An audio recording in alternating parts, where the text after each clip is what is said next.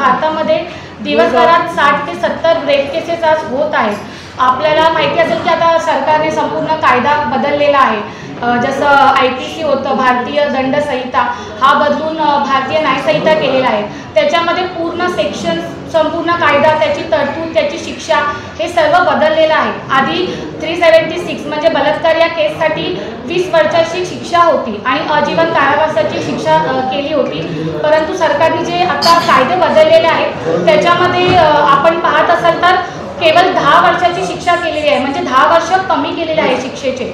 जर मला असं वाटतं लाडकी बहीण योजना, ही योजना, ती योजना, जे योजना काढतायत, जर खरंच आपल्या ज्या भगिनी आहेत त्यांना न्याय द्यायचा असेल तर मला असं वाटतं की त्याच्यात अमेंडमेंट होऊन सरळ फाशीची शिक्षा जाहीर केली पाहिजे। म्हणजे आरोपी समोर आहे तर कशाला कस्टडी, रिमांड आणि फास्ट ट्रॅक हवं आहे। सरळ जे गृह खात्यातले जे आपले फडणवीस साहेब आहेत त्यांना माझी विनंती आहे की तुम्ही एवढं सगळं कायद्यामध्ये अमेंडमेंट केलेले आहे, बदललेले आहेत कायदे, तर त्या कायद्यामध्ये एक तरतूद अशी घालावी की जेणेकरून एक आदर्श सिद्ध होईल आणि जो कोणी आरोपी पुन्हा बलात्कार या गुन्ह्याबद्दल विचार देखील करेल तर त्याला असा विचार करताना 100 वेळा विचार करावा लागेल की जर मी हा अपराध केला तर मला सरळ फाशीची शिक्षा होणार आहे। आणि आत्तापर्यंत मला वाटत नाही की असं काही घडलेलं आहे। तर मला सरकारकडे विनंती आहे की जे कायदे बदललेले आहेत त्याच्यात एक कायदा बदलून फाशीची शिक्षा देखील ॲड करावी। आणि जो आता नवीन कायदा आहे त्याच्यात 377 हे सेक्शन काढलेलं आहे। तर अनैसर्गिक अपराध, आपल्याला हे माहिती असेल की वर्तकनगरमध्ये एका फिमेल डॉगवर एका माणसाने रेप केला। म्हणजे जिथे मुख्य प्राणी सुरक्षित नाही आहे तिथे आमच्या महिला भगिनी कसे सुरक्षित असतील त्याची आम्हाला खरंच चिंता वाटते। आणि सरकारने आता तो सेक्शन देखील वगळलेला आहे। मग त्या मुख्य प्राण्यांनी जावं कोणाकडे न्याय मागायला?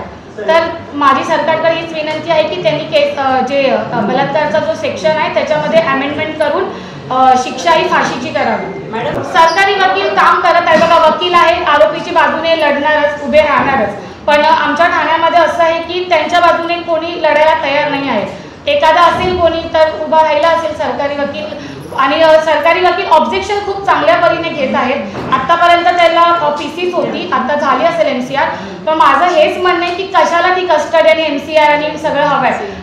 सांगतायत ना, कबूल करतायत, झालंय आमच्याकडनं, तर सरळ द्या त्यांना फाशीवर लटकून।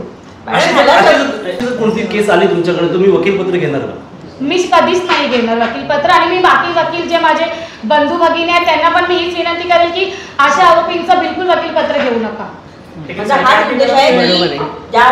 आरोपींचा वकीलपत्र घेऊ नये, कारण काही वेळी असं होतं की काही महिला आहे ना खोटे खोटे केसेस देखील दाखल करतात। जर तसं असेल तर मग नाहीच घेतलं पाहिजे। तुमचा जसा प्रश्न आहे की जर जेन्युनली असं घडलेलं असेल अपराध तर त्यांनी घेतलंच नाही पाहिजे या केसेसमध्ये वकीलपत्र।